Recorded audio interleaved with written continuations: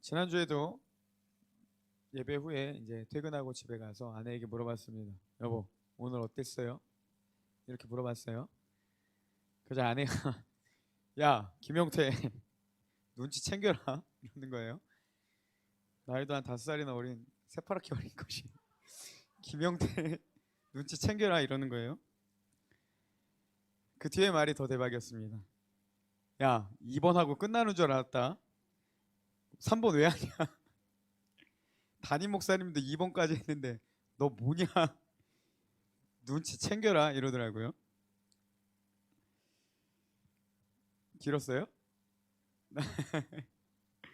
지난주에 이거 시계를 안 갖고 와갖고 내가 시간 가는 줄을 모르고 얘기를 했어요. 그래서 정현이가 나가는 걸 보고 알았어요. 아, 내가 길었구나. 정현이 알바 시간이 됐구나. 그런 생각이 들었습니다. 오늘 핸드폰 꼭 가지고 왔습니다. 지난주에 못 가져왔거든요. 시간 보면서 잘 조절해서 제가 눈치 챙기며 적당하게 말씀 전하겠습니다. 지난 시간부터 계속해서 우리 사도행전을 보고 있는데 지난 시간 나눴던 거 기억하세요? 네, 기적에 대해서 이야기를 했죠. 그래서 기적은 하나님이 일으키시는 거고 또 믿음을 통해 나타나고 그리고 눈치 없이 했던 3번 뭐였습니까? 예수 그리스도를 전하고 싶은 자들에게 하나님의 기적이 나타난다. 이런 이야기를 나눴습니다. 그래서 우리가 모든 삶의 영역에서 예수 그리스도를 전할 기회로 삼는다면 하나님께서 우리 가운데 놀라운 기적을 일으키실 것이다. 이렇게 이야기를 나눴습니다. 오늘 이 시간은요. 그러면 사도들이 그토록 나누고 싶었던 예수 그리스도 여러분들 다 아시겠지만 그럼 이들이 그들에게 전했던 예수 그리스도가 누구인지 오늘 말씀을 통해서 잠깐 나눠보려고 하겠습니다. 오늘은 눈치 있게 2번까지만 하겠습니다. 자, 첫 번째 벌써 1번입니다. 예수님은 우리를 죄에서 구원하신 분이십니다. 예수님은요 하나님이 약속하신 대로 구원자로 이 땅에 오셨습니다. 근데 이제 당시 사람들이 예수님을 어떻게 했죠? 물론 환대하는 사람도 있었지만 거부하는 이들이 많이 있었다는 것이죠. 베드로가 이 부분을 지적합니다. 그래서 오늘 말씀의 13절에 보면요. 짠! 그렇지. 빌라도가 놓아주기로 결의한 것을 너희가 그 앞에서 거부하였으니. 그러니까 빌라도는 예수 그리스도를 신문했지만 무죄하다고 이야기를 했어요. 근데 그들이 어떻게 했습니까? 아니다. 예수 그리스도를 못 박아야 된다라고 이렇게 거부를 했다는 걸 이제 지적하고 있습니다. 그리고 14절에 보니까 너희가 거룩하고 의로운 일을 거부하고 여기도 거부했다고 그랬죠. 그리고 살인한 사람을 놓아주기로 구하여 15절에 보면 뭐라고 되어 있냐면 생명의 주를 죽였다. 이렇게 이야기합니다. 그러니까 예수 그리스도를 거부할 뿐만이 아니라 어떻게 했습니까? 그들이 예수님을 생명의 주인이신 구원자이신 예수 그리스도를 죽였다. 너희가 그런 오류를 범했다. 이렇게 이야기를 하는 것입니다. 그리고 이 예수님을 거부한 것이 얼마나 큰 죄인지를 이야기를 해주는데요. 23절에 보니까 누구든지 그 선지자, 이건 예수 그리스도를 가리키죠. 그러니까 선지자의 말을 듣지 아니하는 자는 백성 중에서 어떻게 됩니까? 멸망을 받는다 하였고, 그러니까 예수 그리스도를 거부한 너희들 그 끝이 그 결과가 무엇이라고 합니까? 백성 중에서 멸망을 받는다 이렇게 이야기를 하는 것입니다. 여러분 이 시대뿐만이 아니라 지금도 여전히 예수 그리스도를 거부하고 살아가는 사람들이 많이 있습니다. 예수님은요 우리를 살리기 위해 이 땅에 오셨습니다. 아멘이시죠? 네. 그리고 사단은요 반대로 우리를 죽이기 위해 혈안이 되어 있습니다.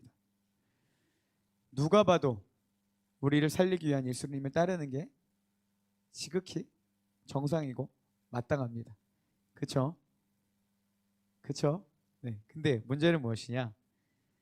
이걸 모르는 사람은 없는데 문제는요. 예수님을 따르는 것보다 실제로는 거부하는 게 더 편하다는 것이죠. 그렇죠? 예수님을 따르는 삶보다는 사단을 따르고 그 유혹들에 넘어가는 게 솔직하게 더 쉬울 때가 많이 있습니다. 참 희한한 게요. 하나님을 향한 영성을 쌓는 데에는 막 엄청난 고난이 필요한데 무너지는 건 한순간입니다.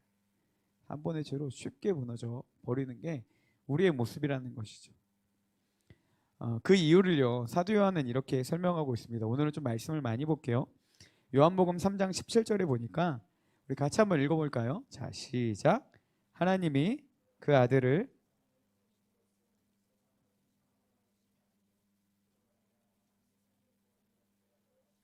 네, 먼저 예수 그리스도를 보낸 목적을 이렇게 설명합니다. 심판하기 위함이 아니라 구원하기 위함이다. 그러니까 우리를 살리기 위해 예수 그리스도를 이 땅에 보내주셨다는 겁니다. 이해되시죠? 자, 근데 세상은 그분을 거부했다고 합니다. 그래서 19절, 20절에 보면 그 모습이 나타나는데요. 우리 한 번 더 같이 읽어봅시다. 자, 시작. 사람이 자기 행위가 악함으로 빛보다 어둠을 더 사랑한 것이니라. 악을 행하는 자마다 빛을 미워하여 빛으로 오지 아니하나니 이는 그 행위가 드러날까 하며. 네, 그래서 19절에 보니까요. 빛이 세상에 왔으되, 그러니까 어둠을 밝히기 위해 이 빛으로 예수님이 이 땅에 오셨습니다. 그렇죠? 근데 문제는 뭐냐? 어둠을 밝히기 위해 오셨는데 사람들이 자기가 행위가 악하기 때문에 빛보다 어둠을 더 사랑했다라는 겁니다. 사람들이 자기의 행위가 악하기 때문에 빛이신 예수님을 거부했다라는 거예요. 자, 그럼 예수님을 거부한 목적 이유가 무엇입니까? 자기들이 악하기 때문에. 그렇죠? 그래서 악을 행하는 자마다 빛을 미워하여 빛으로 오지 않는다. 그러니까 악을 행하는 자마다 이 빛이 싫어서 빛으로 오지 않는다. 예수 그리스도께 오지 않는다. 이렇게 선언하고 있습니다.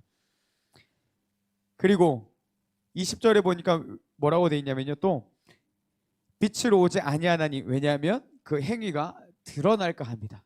그러니까 자신의 악한 부분들, 그러니까 죄의 부분들이 드러날까 봐 빛이신 예수 그리스도께 나아가지 않는다. 그분을 거부한다라는 것입니다. 여러분, 우리가 날마다 인식해야 될 게 있습니다. 내가 예수 그리스도를 거부할 때마다, 그리고 생명이신 그분께 멀어질 때마다 나의 악함을 통해서 그런 것들이 나타나고 있다는 것들을 늘 인식해야 한다는 것입니다. 베드로는요 19절에서 오늘 말씀에 이렇게 선언합니다. 그러므로 너희가 회개하고 돌이켜 너희 죄 없이함을 받으라. 이같이 하면 새롭게 되는 날이 주 앞으로부터 이를 것이오. 그러니까 너희 악함을 인정하고 회개하고 돌이켜 주님이 만나주시기를 구해라. 이렇게 이야기를 합니다. 너희가 악하기 때문에 예수 그리스도를 거부한 거야. 그러니까 돌이켜서 다시 예수님께로 나아가라는 겁니다. 너희 악함을 인정하고 예수님을 영접하라는 겁니다. 하나님이 예수님을 보내신 목적을 사도들은 26절에 이렇게 표현합니다. 하나님이 그 종을 세워 복 주시려고 너희에게 먼저 보내사 너희로 하여금 돌이켜 각각 그 악함을 버리게 하셨느니라. 그러니까 하나님이 예수 그리스도를 보내신 목적을 사도들은 뭐라고 이야기하냐? 첫째, 예수님을 세워서 우리에게 복 주시기 위함이다. 둘째, 우리를 돌이켜서 그 악함을 버리게 하기 위함이라는 겁니다. 그러니까 하나님은 우리에게 복 주시려고 예수 그리스도를 보내셨는데 우리가 악하기 때문에 그 복이신 예수 그리스도를 거부했다는 거예요. 하나님이 주신 우리의 축복은 뭡니까? 예수 그리스도. 그리고 그분을 통해서 우리에게 주시는 은혜는 이 죄 사함, 죄의 문제를 해결받는 은혜. 그게 하나님이 우리에게 주신 복이라는 것입니다. 오직 예수 그리스도께만 나아갈 때만 우리의 죄의 문제들이 해결받을 수 있는 거예요. 오직 예수님께로 나아갈 때만 이 악함이 해결받을 수 있게 된다는 것입니다. 여러분, 우리가 수련회에서 기대하고 있던 게 무엇이겠습니까? 하나님의 은혜죠. 내 삶에 여전히 해결되지 않는 문제, 공허함과 하나님을 향한 갈망, 더 근본적으로 죄로 인해 우리가 하나님 사이에 멀어졌던 그 관계의 회복이 바로 은혜를 통해서 나타나길 원하는 거 아니겠습니까? 아무리 결심해도 안 되고 아무리 회복하려고 노력해도 안 되니까 특별한 시간, 수련회를 통해서 우리가 그네들을 갈망하면서 나아가는 것이죠. 우리는요 내면 가운데 다 알고 있습니다. 우리 안에 예수 그리스도가 필요하다는 것을. 예수님을 더욱더 사모하며 나아가는 우리 청년들 되기를 축복합니다. 주님이 우리를 악에서 건지시고 우리를 새롭게 하실 것입니다. 믿음으로 하나님께 전심으로 나아가며 하나님을 깊이 만나는 우리 청년들 되기를 소망합니다. 벌써 2번입니다. 아멘. 2번 아멘. 할렐루야. 좋습니다. 자, 두 번째, 예수 그리스도를 우리는 알아야 됩니다. 이들의 악함을 어떻게 표현하냐면요 17절에 보니까요 이렇게 설명하고 있어요. 형제들아, 너희가 알지 못하여서 그러하였으며 너희 관리들도 그러한 줄 아노라. 죄송합니다.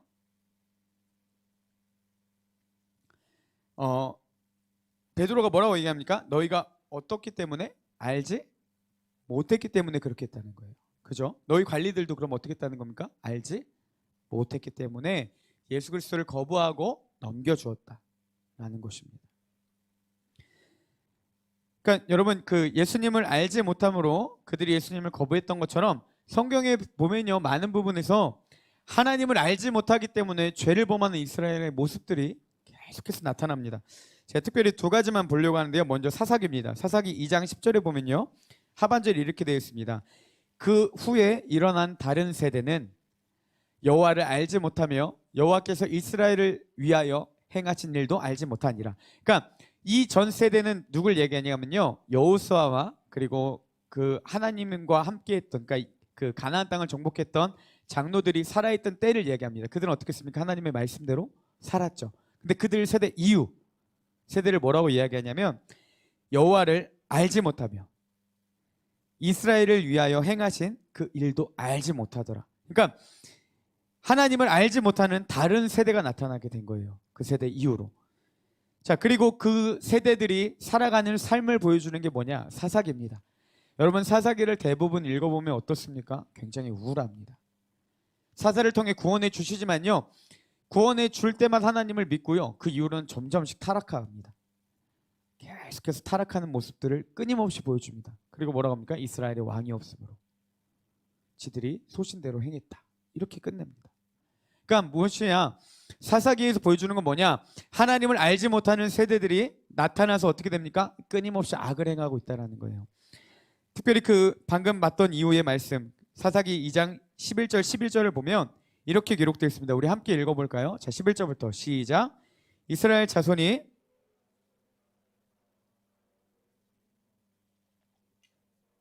인도하여 내신 그들의 조상들의 하나님 여호와를 버리고 다른 신들 곧 그들의 주위에 있는 백성의 신들을 따라 그들에게 절하여 여호와를 진노하시게 하였으되. 자, 하나님을 알지 못하는 세대들의 특징이 무엇이냐? 여호와 앞에 악을 행하는 세대입니다. 하나님을 버리는 세대입니다. 우상을 숭배했다는 거예요. 다시 말하면 무슨 말이냐? 하나님의 말씀에 순종한 것이 아니라 그 땅의 가치관을 가지고 살아갔다는 겁니다. 그러니까 여러분 생각해 보세요. 이스라엘 백성들이 가나안 땅에 갔습니다. 가나안 땅이 그때 어떤 땅이었습니까? 황폐한 땅이었나요? 뭐와 머리와 흐르는 땅이라고 배웠어요. 그렇지, 다 아시잖아요. 젖과 꿀이 흐르는 땅이래, 좋은 땅이라는 거죠. 그러면 이스라엘 백성들이 들어가기 전에도 좋은 땅이었다는 거예요. 이해되시죠? 자, 근데 내가 딱 들어갔어요. 근데 그 젖과 꿀이 흐르도록 여태까지 살던 삶의 방식들이 있지 않았겠습니까? 가나안 사람들이 젖과 꿀이 흐를 수 있도록 살던 그 노하우가 있었을 거예요. 근데 그걸 다 버리고 하나님 뭐라고 합니까? 네가 나한테 순종하라는 겁니다. 네가 가지고 있던 젖과 꿀이 흐르는 방법들 다 버리고 가나안 땅이 했던 방식들 다 버리고 내 말에 순종하라는 거예요. 우리랑 똑같지 않습니까? 여러분, 예수 그리스도를 만난 후 삶의 가치관들 다 버리고 누구의 말씀에 순종하고 따르라는 겁니까? 하나님. 돼요? 안 되죠.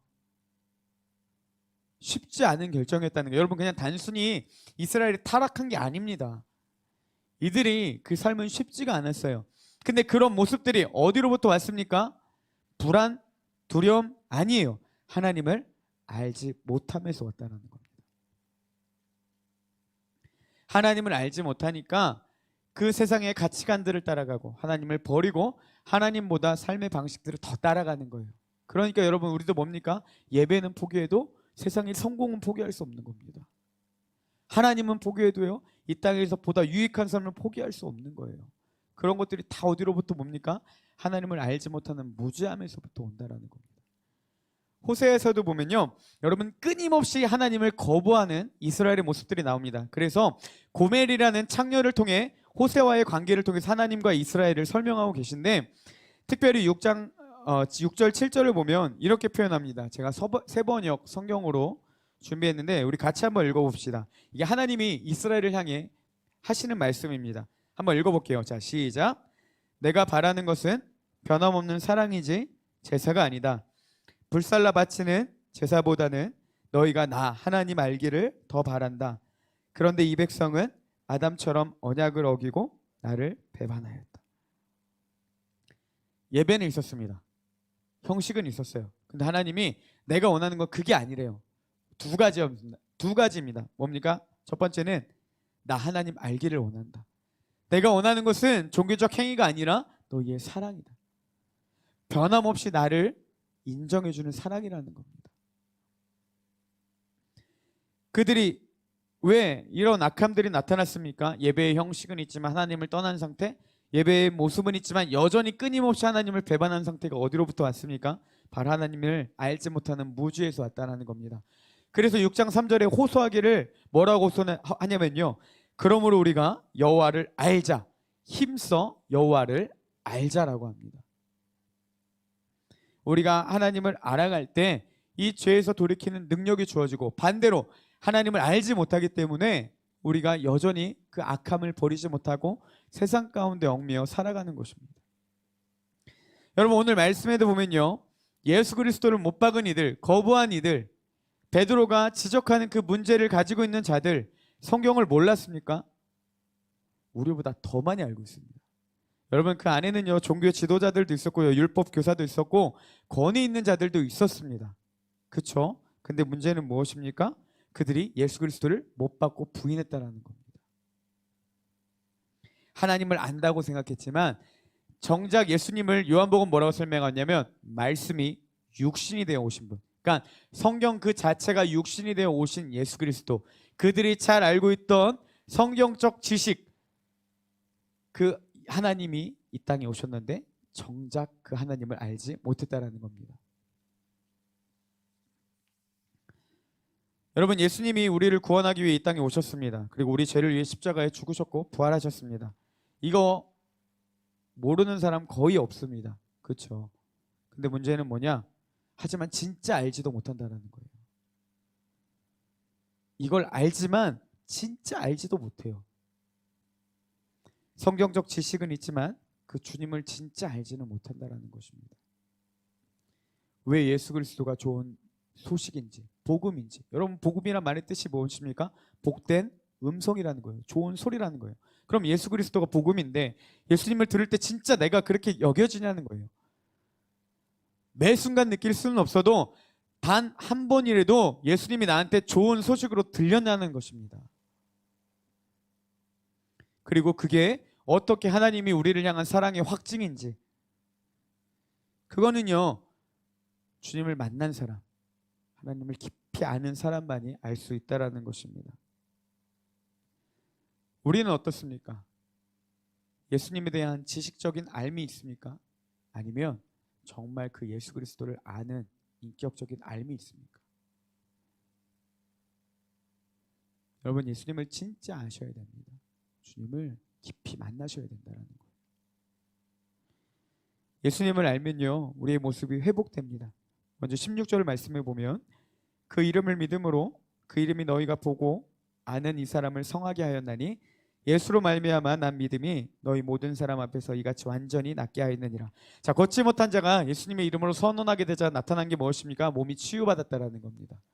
여러분, 우리가 진짜 그 예수 그리스도를 알게 될 때 단지 그 육신적인 치유만이 아니라요, 우리 안에 있는 그 공허함과 문제들, 죄로 인해 무너진 우리의 마음들을 회복해야 하는 분이 바로 예수 그리스도라는 것입니다. 또한 우리가 하나님을 알 때 두 번째 은혜는 무엇이냐? 회개하고 돌이키며 죄사함의 은혜를 누리게 된다는 겁니다. 19절에 보면요, 상반절에 그러므로 너희가 회개하고 돌이켜 너희 죄 없이함을 받으라 라는 겁니다. 여러분, 회개는요, 죄로부터 돌이키는 겁니다. 죄의 길에서 돌이키는 게 회개예요. 그리고 또 뭐라고 합니까? 회개하고 돌이키라는 겁니다. 이 돌이키라는 말은 무엇이냐면 하나님으로 돌아서라는 겁니다. 그러니까 돌아섰던 하나님을 향해 다시 돌이키라는 거예요. 그러니까 회개는 죄로부터 돌이키는 거고, 우리의 돌이켰던 마음이 하나님으로 향해 다시 돌아서는 것, 이게 돌이킨다라는 겁니다. 그때 우리의 죄의 문제가 해결받는 은혜를 누리게 된다라는 겁니다. 예수님을 만난 사람은요, 죄에 대한 깨달음이 있습니다. 여러분, 생각해 보세요. 복음이 무엇입니까? 예수님이 우리의 죄를 위해 죽으시고 부활하신 것, 이해되시죠? 자, 근데 내가 죄를 모르면, 왜 죽으셨대? 이거 아니겠습니까? 예수님이 왜 죽으셨어요? 나랑 상관없잖아요. 그렇지 않습니까? 여러분, 내가 죄를 가지고 있는 죄인이라는 인식이 없는데 그분 나를 위해 죽으시고 부활하셨대요. 그리고 나서 내가 이제 생명을 얻었대요. 나는 아무 상관없는데? 이거 아니겠습니까? 예수 그리스도가 복음이 되려면요, 제일 첫 번째 죄의 인식이 있어야 된다는 거예요. 그래야 그분이 나를 위해 죽으셨다라는 간절함이 생기는 겁니다. 이게 없는데 뭐가 예수 그리스도가 복음이겠습니까? 예수님을 알게 되면요, 죄를 깨닫게 됩니다. 그래서 사람들이 하는 게 뭡니까? 하나님께 순종하기로 돌이키는 거예요. 그때 진짜 우리의 죄사함의 은혜가 주어진다는 것입니다.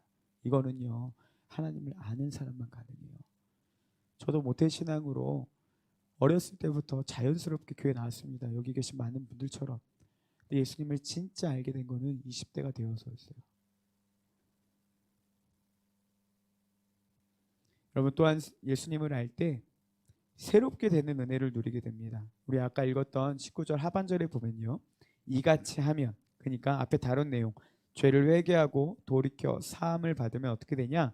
새롭게 되는 날이 주 앞으로부터 이를 것이요. 그러니까 우리가 새로워지는 귀한 은혜를 누리게 된다는 겁니다. 우리가 주님을 정말 알게 되고 예수 그리스도를 인격적으로 깊이 만나게 되면 우리에게 주어지는 은혜가 무엇입니까? 새로워지는 하나님의 은혜가 우리 가운데 주어진다는 것입니다.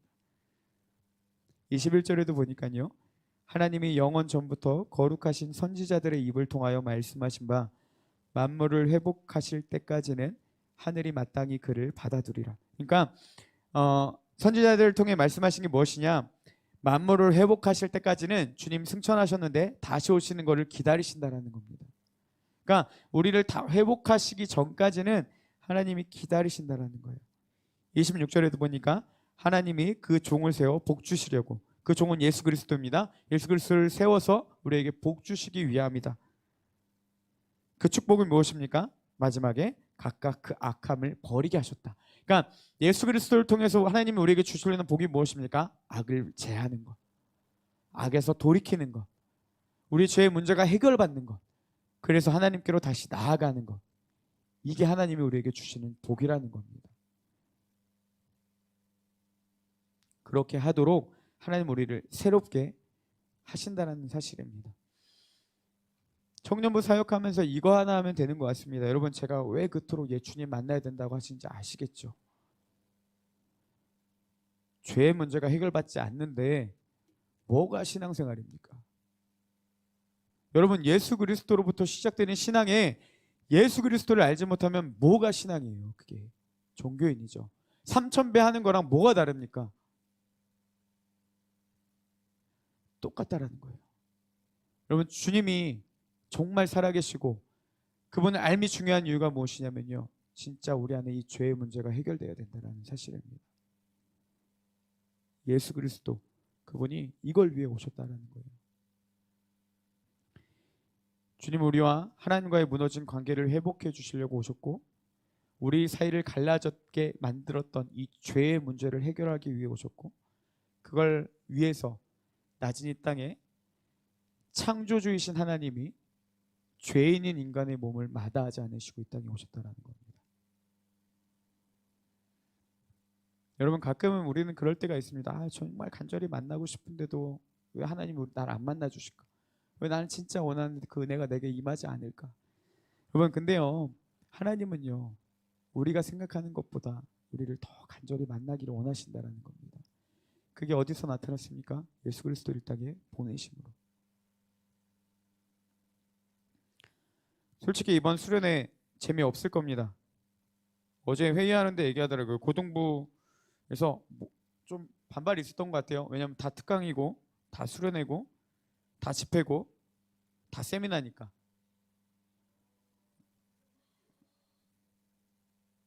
근데 여러분, 제가 한 가지 묻고 싶습니다. 여러분, 수련회에서 진짜 원하는 게 뭡니까? 수련회 기대하시는 분들, 진짜 원하시는 거, 진짜 기대하는 게 뭐예요? 재미예요? 그래. 은혜인가요? 재미인가요? 나는 솔직히 이렇게 물어보면 그렇게 대답할까 봐 두려웠어요. 둘 다요. 둘 다 있으면 좋겠죠. 근데 여러분 둘 중에 뭔가 우선이냐 물어보시면 아시죠? 여러분 솔직하게 재미도 있으면 좋고 좀 즐거운 시간도 있으면 좋겠지만 정말 바라는 건 하나님과의 관계 회복 아닙니까? 그 은혜 아니겠어요?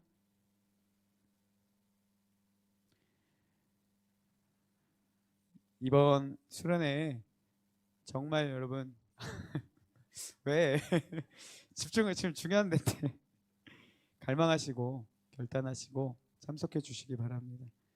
주님 만나겠다라는 비장함으로 꼭 오셨으면 좋겠어요. 여러분 예수님을 모르면요 정말 불쌍한 사람들. 20년 동안 제가 얼마나 불쌍했는지 몰라요. 괜히 안 나오면 찜찜하고 그 죄인지도 몰라. 그냥 찜찜한 거야. 왜? 예전부터 했으니까. 교회 안 나온 게 뭐 하나님과의 관계 그게 아니었어요. 그냥 안 나오면 찜찜한 거예요. 왜? 남들이 잘못했다라고 하니까. 근데 지금은 알아요.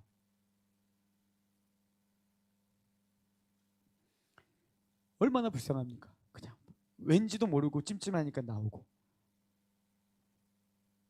남들 다 노는데 바보처럼 이 시간에 여기에 있고. 가장 졸린 시간. 다 남들 놀러 가는 이 시간에 여기에 왜 있냐는 거예요. 부모님 때문에 찜찜해서 에이 20살이 20대가 이건 너무 찌질한 거 아닙니까? 예수님을 모르면요 정말 불쌍한 사람들이 우리 그리스도인들이에요. 그렇지 않습니까? 요즘 시대가 어떤데 유튜브도 여러분 2분 3분 넘어가면 안 보는데 재미없는 설교 30분씩 듣고 있고 얼마나 불쌍한 거예요 이게.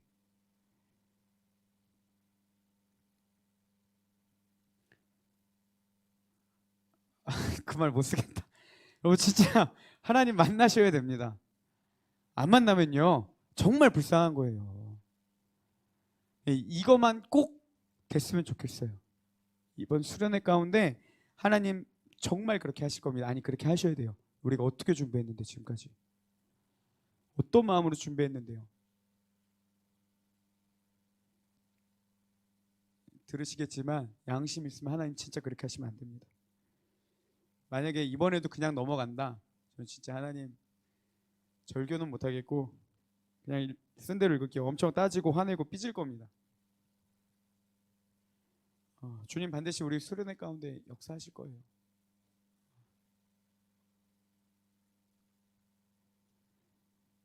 같은 마음으로 여러분 결단하시고 꼭 오셨으면 좋겠고, 오늘 드리는 예배 가운데도 이제 곧 찬양하고 기도할 텐데 그 간절함으로 하나님을 찾았으면 좋겠습니다. 이제 말씀을 정리하겠습니다. 여러분 진짜 이번하고 끝냈습니다. 매주 제 설교의 핵심은 하나입니다. 여러분 하나님 진짜 만나셔야 돼요. 주님 진짜 만나셔야 됩니다. 하나님 살아계세요. 이걸 지식적으로 아는 사람은 굉장히 많은데요, 실제 아는 사람은 많지 않아요. 어떤 사람들은 그렇게 생각할 겁니다. 야, 하나님 살아계세요. 이거 알아요. 믿어요. 이거 그냥 너무 당연한 거잖아요. 근데 당연하지 않아요. 이거 안 믿는 사람 많아요. 이 믿음 쉬운 믿음 아닙니다. 여러분 하나님 살아계시는 거 믿는 사람 많이 없어요. 진짜 살아계셔요. 그 하나님을 꼭 만나셔야 돼요. 그리고 그 좋은 주님을 누리는 축복을 하나님이 우리에게 주시기 위해서 예수님을 보내셨다는 겁니다. 그 주님을 만나셔야 됩니다. 제가 하나님을 처음 만났을 때 느낀 감정이 뭐냐면, 야 이게 사는 거구나. 그걸 느꼈어요. 아 이게 사는 거구나. 난 그걸 느꼈어요. 지금까지 사는 게 아니었던 것 같아요. 더 지금 이제 와서 생각해 보니까 아 이게 생명을 누리는 거구나. 이게 살아있는 거구나라는 걸 느꼈습니다.